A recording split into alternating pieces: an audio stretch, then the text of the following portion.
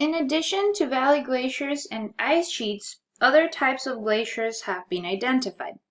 So ice caps are one of these different kinds. Ice caps are similar to ice sheets, but they cover a much smaller area. They're common in some uplands and plateaus. And just like ice sheets, they are busy, or they're basically covering the underlying landscape. So they can be found in many islands in the Arctic Ocean, for example, as well as in Iceland. So as you can see in the image on the right over here, that is one of the ice caps of Iceland, which is, I think it's called Vatnajökull. I don't know how you say it. I can't speak Icelandic, so good luck. Also, oftentimes, ice sheets and ice caps will actually feed these glaciers called outlet glaciers. So outlet glaciers will flow down valleys around the margin of the cap or of the sheet, and then they will basically drain into the sea. So these are common to cause icebergs that will detach from the outlet glacier once they reach the sea. So this is an example of the outlet glacier. As you can see, there tends to be a relatively steep slope prior to them merging into the sea. And that's why many times they detach a little bit more readily than in ice shelves, for example. An image on the top right, again, is going to be the outlet glacier. I'm not sure where this one is. I think it's in Alaska, but I'm not 100% sure. Lastly, we have Piedmont glaciers. So these will occupy broad lowlands at the bases of the steep mountains, and then they form when one or more of the alpine glaciers will emerge from the confining walls of mountain valleys into this large and broad valley, which is what you're seeing here. So you're seeing a nice large mountain or valley glacier that emerges into this valley, and so it forms the Piedmont Glacier. So it causes that glacier to spread out like that lobe-shaped, similar to the shape of your earlobe. That's what that's called that way, but also similar to what an alluvial fan looks like, if you guys remember the alluvial fan deposits from the running water lecture. One of the largest Piedmont glaciers is in Alaska, and is the one I just pointed out. It is called the Malaspina Glacier, but many of them, this one is about, 30 kilometers in size at least, but many of them tend to be smaller as well. Snow is going to be the raw material from which the glacial ice will originate. So here we're going to cover the formation and the movement of the glacial ice in the next 3 or 4 slides. So first of all, you need the snow, which is the raw material. Because you need the snow as the raw material, that is why glaciers form in areas where the snowfall is greater year-round, or in areas like the poles, where the snowfall may be a little bit less, maybe a little bit more modest, but where the snow will be unlikely to melt as often. So glaciers can also form in mountainous regions because the temperatures at the mountainous regions tend to drop as they increase with altitude. So for example, Bogota, Colombia, which is where I'm from, is at 2,500 meters above sea level, which is about 8,000 feet. And it makes the city, even though it's in the tropics, to have a very pleasant weather of temperatures between 40 to 80 as the extremes. And this is throughout the whole year.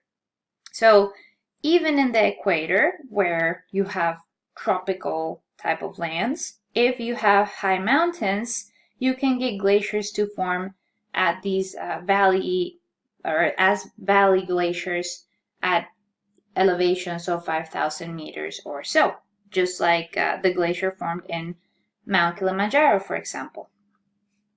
So the snow line is going to be the elevation above which snow remains throughout the year. So that's a very important concept, and we'll talk about it again later. But again, it's the elevation above which the snow will remain throughout the year. At this elevation this elevation is going to be highly dependent on the latitude at which the glacier may be forming. So In lower latitudes near the equator, the snow line is going to be way higher up in the mountains than in latitudes of about 60 north or south, where the snow line can be near or at the sea level. So for glacial ice to form, a few things need to occur. So first of all, as I said, you need snow. Second, you need the temperatures to be below freezing following a snowstorm. When this condition is met, the extremities from the hexagonal crystals of snow will then evaporate, and then the water vapor that forms near will end up condensing near the center of the crystal. So as you're seeing, this is the progression. These are the nice hexagonal shaped snow flakes.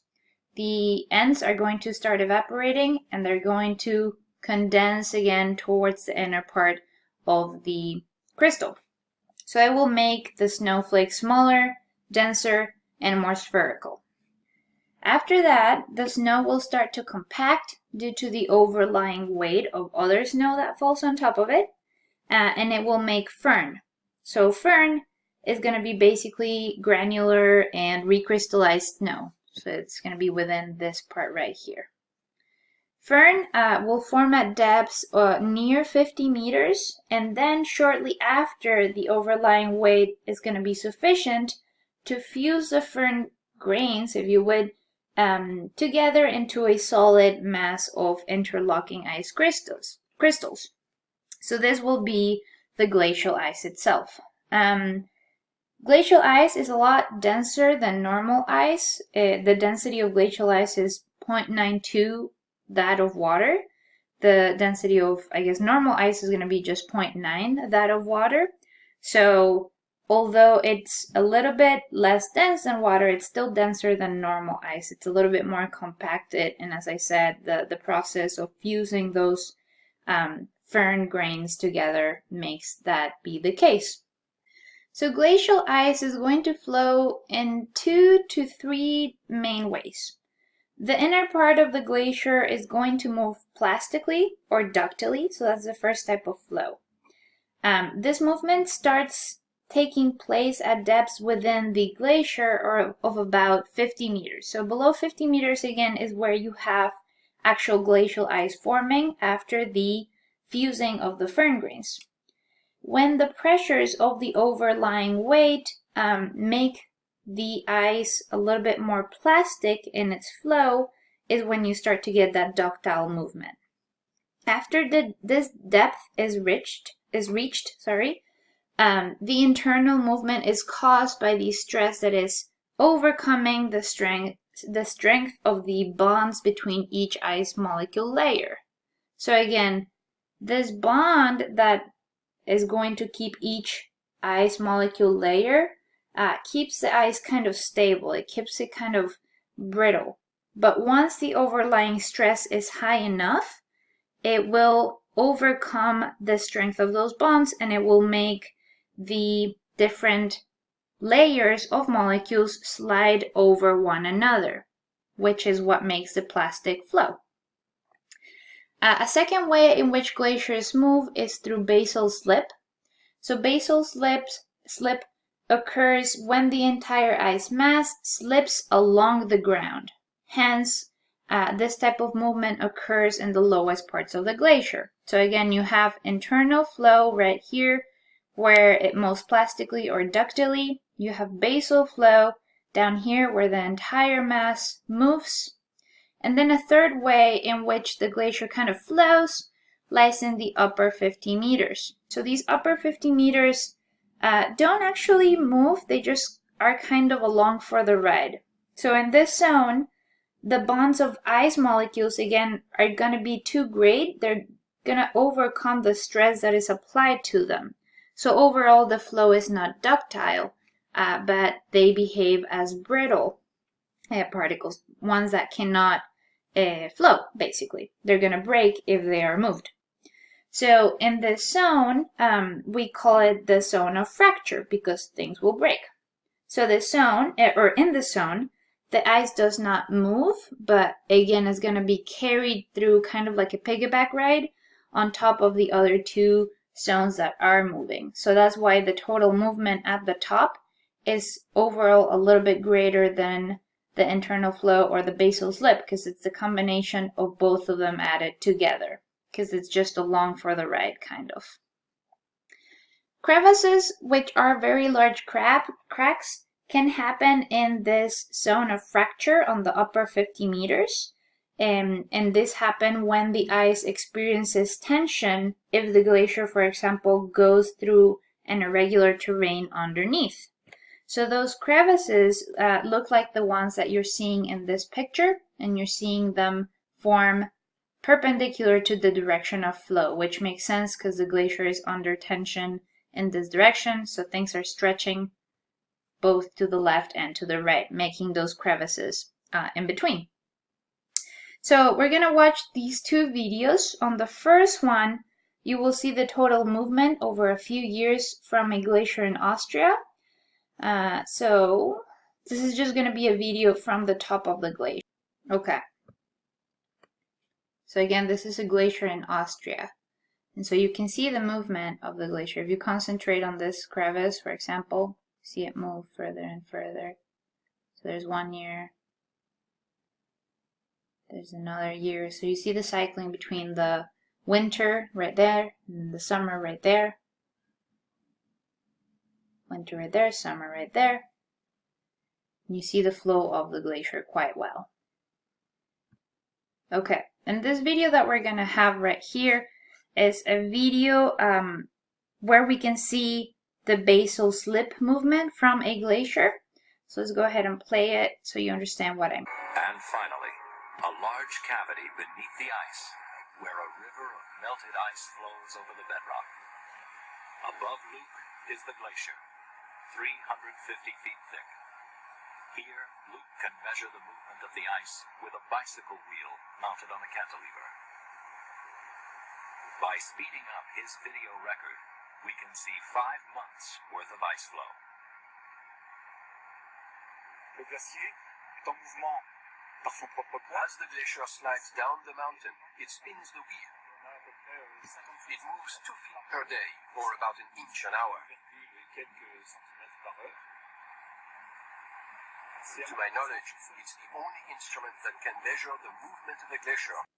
What the guy said on the video about it being the only measurement tool that he knew to measure the flow of the glacier, and here again he only means the flow, the basal slip flow, that movement only.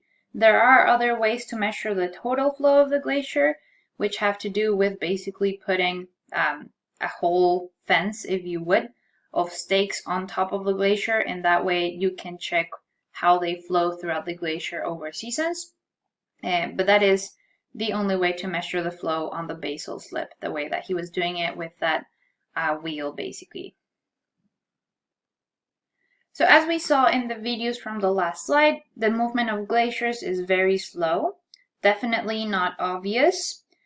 For a glacier, the movement is greatest in the center of the glacier because the drag from the walls and the floor of the valley will slow the base and the sides of the glacier. So just like a stream, the flow is fastest in the middle and on the top part of the glacier. So the average rates for glacier movement vary considerably from one glacier to another. Some glaciers move so slowly that even the vegetation in the area can become pretty well established in the debris that accumulates on the glacier's surface. Some other glaciers will actually advance several meters each day, which is very, very fast. Some outlet glaciers, some of the portions within them may move up to 800 meters per year, which would make the daily rate of movement about 2.5 or 3, something like that. But for some other ice in more interior kind of regions, the glaciers may only move about 2 meters per year. So instead of per day, they move only 2 per year. So again, the rates are going to vary widely. And then other glaciers may move in surges, meaning they will move rapidly during certain times, and then they will move slowly during other times.